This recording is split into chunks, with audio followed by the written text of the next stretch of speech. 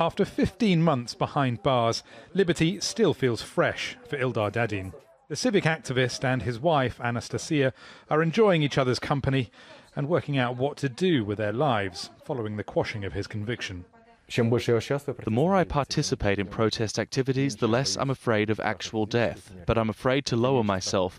My conscience is telling me to help those imprisoned and suffering. Then I can leave and travel the world. It's clear his experience has left a deep impression. When Dadin walked free on February 26th, many Russians were already well aware of his accounts of torture and beatings from prison staff. A smuggled letter containing the allegations made headlines late last year. Because of the pressure from society, they had to step back and pretend that they actually looked at my case again, and they released me. But actually, the criminals in robes couldn't revoke the legal article that equates protesters with murderers.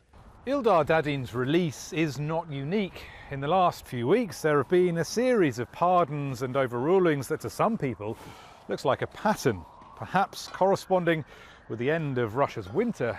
There's also a thawing in the country's often repressive approach to human rights and political cases.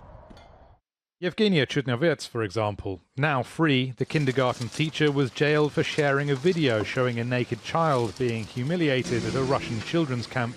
Here, it seemed a whistleblower was punished for the crime being exposed.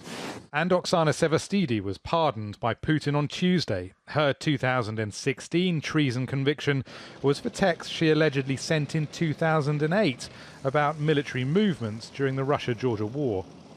But any talk of a thaw is misplaced, says political scientist Екатерина Шульман. Rather, we should see the power of civil society to exploit cracks in the system. The great malaise of Russian society is apathy, is this belief that nothing can be done. Those legends about Thor is part actually of this apathetic instinct. If we look at the facts, if we look at this really long line of successes, a large number of cases where society has been able to carry its point, we see that, whether people understand it or not, they are able to succeed. And there's no shortage of evidence for those arguing that Putin's system hasn't fundamentally changed. 2 days after Dadin left prison, the home of journalist and political activist Zoya Svetova was raided. Despite the recent releases of some, for others, Russia's police still come knocking. Rory Challens, Al Jazeera, Moscow.